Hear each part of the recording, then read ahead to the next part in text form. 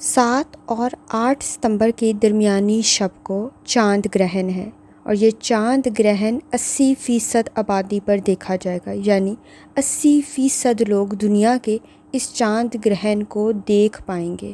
اور اس چاند گرہن سے ریلیٹڈ 9 ستمبر اگلی تاریخ ہوگی، اور 9 بھی، اور ستمبر کا 9 بھی، اور 2025 کا 9 بھی۔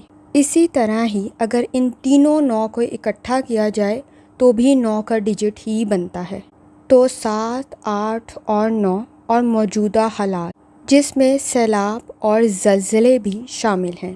کوشش کریں ایسی کنڈیشن میں آپ نماز خسوف کا اہتمام لازمی کریں، استغفار پڑھیں، پہلا کلمہ پڑھیں، تیسرا کلمہ پڑھیں، یا اسلاموں کا ورد کریں اور درود شریف پڑھیں، اور کوشش کریں صدقہ اور خیرات لازمی کریں، اور دعاؤں میں سب کو یاد رکھیں۔ اللہ حافظ۔